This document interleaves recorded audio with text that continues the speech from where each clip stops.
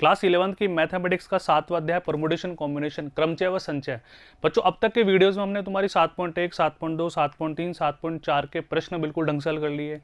इन प्रश्नों को सॉल्व करवाने से पहले मैंने तुम्हारी पाठ्य पुस्तक के जो भी उदाहरण दिए हुए हैं उनकी सारी स्टेप्स तुम्हें समझा दी, उनकी ओरिएंटेशन समझा दी, उनके पीछे कॉन्सेप्ट अपन ने कर लिए। बच्चों अब हमारी बारी है विविध प्रश्नमाला हल करने की। और जैसा कि मैं तुम हमेशा बताता हूं बच्चों, विविध प्रश्नमाला में कोई नई बात नहीं आती।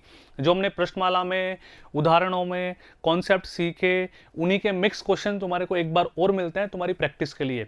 तो प्लीज सभी पहले इन प्रश्नों को ट्राई करो। कोई भी प्रश्न तुम्हारे जो मैंने प्रश्न पढ़ाया ना उनसे अलग नहीं आएगा बच्चों, उसी कॉन्सेप्ट में से सारे प्रश्न आएंगे। तो प्लीज ट्राई करो एक बार, फिर नहीं आता है तो फिर आप वीडियो देखें, आ गया तो भी वीडियो देखें, ठीक है। इससे आपका आत्मविश्वास बढ़ेगा। बच्चों पहला प्रश्न क्या कह रहा है, डॉटर शब्द के अक्षरों से कितने अर्थपूर्ण या अर्थहीन शब्दों की रचना की जा सकती है जबकि प्रत्येक शब्द में 2 स्वर तथा 3 व्यंजन है। ठीक है, अब ध्यान से देखो बच्चों, पहले हम लिखते हैं डॉटर शब्द। इसमें बच्चों पहले स्वर को अपन एक साथ लिखते हैं ए यू ई। इसमें 3 ही वॉवल्स हमारे पास, 3 स्वर हमारे पास, है ना। बचा कौन, डी, ठीक है, जी, एच, टी और आर। ठीक है, एक बार दोबारा अपन काउंटिंग कर लेते हैं, बिल्कुल ध्यान से देखो। 1 2 3 4 5 6 7 8, 3 और 5 8। अब हमारे प्रश्न क्या बोला, प्रत्येक शब्द में 2 स्वर तथा 3 व्यंजन हो। ठीक है, यानी कि अब यहां पे देखो बच्चों स्वर कितने हमारे पास, 3 है।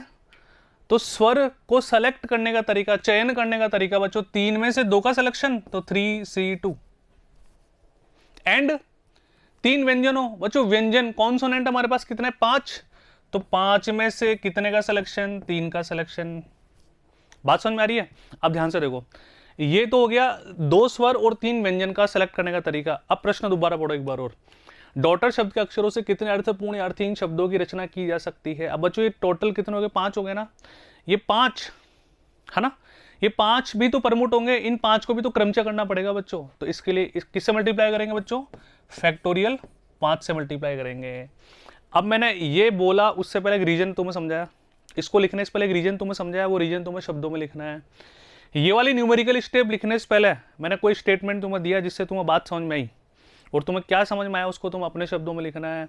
इसके लिए तुम अपने शब्दों में लिखना है, इसको कैलकुलेट कर दो, तुम्हारा फाइनल आंसर आ जाएगा ना बच्चों। 3C2 मैंने तुम्हें NCR है ना, कॉम्बिनेशन चयन स्टार्ट होने से पहले जो उदाहरण थे उनमें कॉन्सेप्ट समझाया था कि R का मान कम से कम रखना होता है जब हमारे C की बात कर रहे हो अपन, है ना।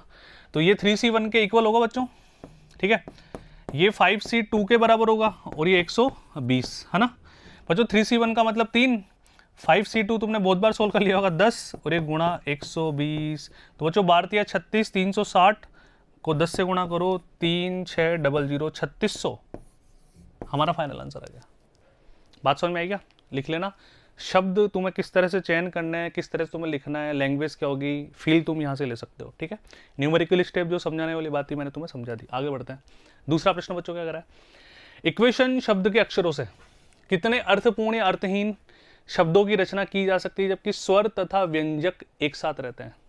इसने क्या बोला, स्वर तथा व्यंजक एक साथ रहते हैं, यानी कि जहां भी जाएंगे स्वर स्वर एक साथ रहेंगे, व्यंजन व्यंजन एक साथ रहेंगे। तो इनको पहले एक साथ कर लेते हैं अपन, है ना। तो हम देख रहे हैं कि ई, ठीक है, यू, ए, आई, ओ, मतलब 5 आ गए, 5 ही तो होते हैं, ए आई ओ यू। बचा कौन बच्चों, क्यू, टी और एन, ठीक है। तो 3 और 3 6 और 2 8, यहां भी बच्चों 5 और 3 8 हमारे पास हो गए।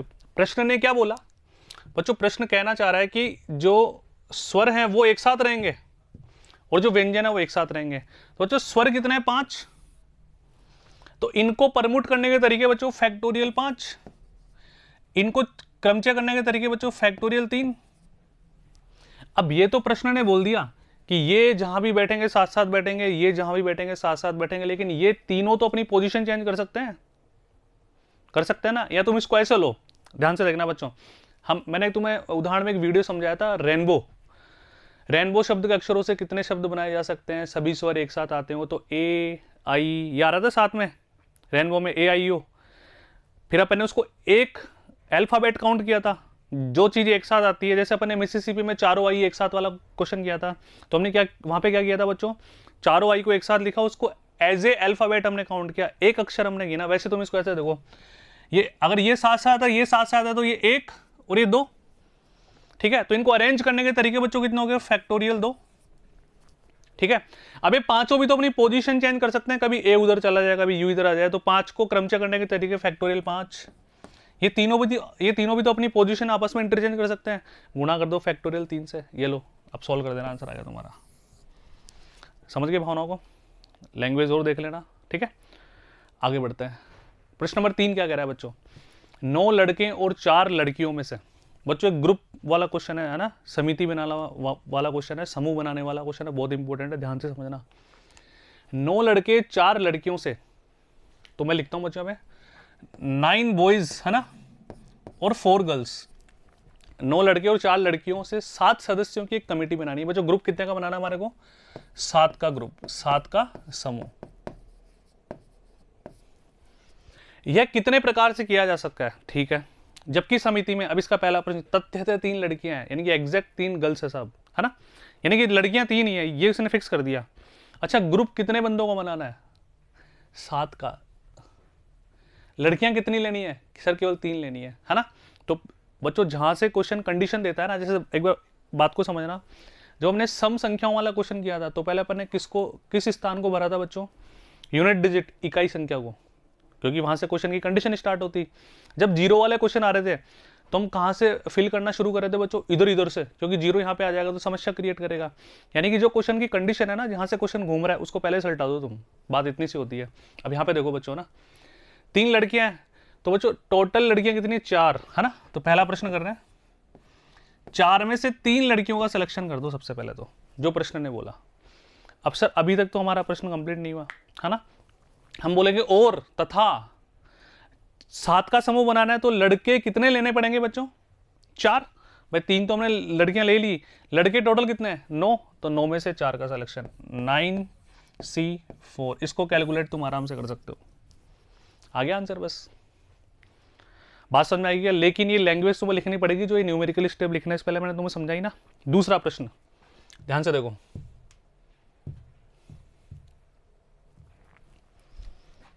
न्यूनतम 3 लड़कियां हैं, मिनिमम, एटलीस्ट। बच्चों एटलीस्ट कितनी गर्ल्स लेनी है हमारे को, 3। अब देखो इनमें लैंग्वेज में फर्क हो जाता है बच्चों, यहाँ पे तो क्या बोलती है, एग्जैक्ट, तो इसके अलावा और कोई मेथड हो ही नहीं सकता। सर 3 तो लड़कियां, 7 का समूह बनाना है, 4 लड़के, 9 में से 4 लड़के हमने ले लिए। दूसरा न्यूनतम 3 लड़कियां। अब बच्चों देखो, फिर मैं एक एग्जाम्पल तुम्हें देता हूँ। तुम्हें क्लास में बोला जाए या मैं तुम्हें बोलूँ, मान लो तुम्हारा नाम मोहन है, मैं बोलूँ मोहन बेटा कल तुम्हें कम से कम 10 रुपये लाना है, कम से कम 10 रुपये लाना है। अब मोहन दूसरे दिन 100 रुपये भी लिया है तो कंडीशन फुलफिल है। मोहन 1 करोड़ रुपए लिया है तो भी कंडीशन फुलफिल है, बोलो हाँ है ना। सर आपने तो बोला था कम से कम 10 लाने हैं, आपने ये थोड़ी बोला कि कितने लाने हैं। तो सर कम से कम 10 तो है मेरे पास, अब मेरे पास कितने भी हो आपको उससे क्या मतलब है। मैं 1 करोड़ लिया हूँ, 10 करोड़ लिया हूँ, 1 अरब लिया हूँ, लेकिन कम से कम 10 तो लाने ही लाने हैं, बोलो हाँ है ना। तो बच्चों यहाँ पे देखो, इसने बोला न्यूनतम 3 लड़कियां हैं, कम से कम 3 लड़कियां, तो हम कंडीशन से शुरू करते हैं पहली। सर 3 लड़कियां हैं ना कम से कम, तो लड़कियां टोटल कितनी है, 4, तो 4 में से 3 लड़कियों को सेलेक्ट हमने कर लिया। अब 3 लड़कियां मैंने ले ली तो लड़के कितने लेने पड़ेंगे बच्चों, 4, तो लड़के टोटल कितने, 9, और 9 में से 4 का सिलेक्शन। या अब मैं बोलूंगा या अथवा, बात को समझना, यहां तो मैंने क्या बोला, और तथा 3 लड़कियां तथा 4 लड़के, 7 का 100 बन गया, या चारों लड़कियां भी तो हो सकती है ना। सर आपने बोला कम से कम 3, तो हम 4 तक तो जा ही सकते हैं, जहां तक औकात है। बात समझ में आ गई, लड़कियां 4 ही है। अब लड़के कितने, एंड 9C3, क्योंकि समूह तो 7 का बनाना है ना, इसके अलावा हम बिल्कुल नहीं जा सकते। भाई क्वेश्चन ने बोला कम से कम 3 लड़कियां, तो 3 तो 4 भी तो हो सकती है। बात समझ में आ गई, जब लड़कियां 4 ले लेंगे तो लड़के 3 लेने पड़ेंगे। भाई ग्रुप तो 7 का बनाना है, कैलकुलेट कर लेना, आंसर आ गया। अरे भावनाएं समझ पा रहे हो क्या क्वेश्चन की, ठीक है। अब आ जाओ बच्चों, तीसरा प्रश्न, अधिकतम 3 लड़कियां हैं, इसको भी बिल्कुल ध्यान से समझो बच्चों, अधिकतम 3 लड़कियां हैं साहब, ठीक है। अब समझो, अभी अपन एक एग्जांपल लिया था, मैंने बोला था मोहन कम से कम 10 रुपये लाना है, तो मोहन 1 करोड़ लिया तो भी कंडीशन फुलफिल है। हमें कम से कम जो कंडीशन बोली वहां से हमें शुरू होना होता है। अधिकतम एटमोस्ट है ना। अब मैं बोलूँ मोहन ज्यादा से ज्यादा, अधिकतम जो 100 रुपये लाना है, अधिकतम कितने लाने हैं, 100 रुपये। मैंने ये नहीं बोला 100 रुपये लाना है, मैंने बोला अधिकतम 100 रुपये लाना है, ज़्यादा से ज़्यादा 100 रुपये लाना है। अब मोहन कुछ भी ना लाए तो भी तो कंडीशन फुलफिल है, सर आपने तो बोला था 100 से ज़्यादा नहीं लाने में, तो लाया ही नहीं, तो मैं लाया ही नहीं मतलब 0 रुपये, तो 100 से ज़्यादा तो बिल्कुल नहीं है ना। अरे भाई 0 100 से ज़्यादा होता है क्या? नहीं होता ना। मतलब जब क्वेश्चन ज़्यादा से ज़्यादा अधिकतम की बात करें तो कुछ ना लाना भी, जीरो वाली कंडीशन भी हम काउंट करेंगे, याद कर लो। ज़्यादा से ज़्यादा क्वेश्चन पूछेगा तो जीरो वाली कंडीशन से ही हम शुरू होंगे ताकि कोई समस्या आए ना, है ना। तो हम बात करते हैं बच्चों, सबसे पहले 4 लड़कियां हैं ना, देखो 9 तो लड़के हैं और 4 लड़कियां है ना। तो सर लड़कियां एक भी नहीं, 0, तो लड़के कितने लेने पड़ेंगे? लड़के लेने पड़ेंगे 7, या एक लड़की, तो लड़के कितने? 6, या 2 लड़कियां, लड़के कितने? 5, अधिकतम 3, या 3 लड़कियां और लड़के कितने? 4। अब सर इसके आगे हम बिल्कुल नहीं जा सकते क्योंकि यहां पे क्वेश्चन ने बोला अधिकतम 3 लड़कियां ले सकते हो तुम, तो बस फुल स्टॉप, इसको तुम सॉल्व कर ही दोगे। कैलकुलेशन तुम्हारे ऊपर डिपेंड करेगी।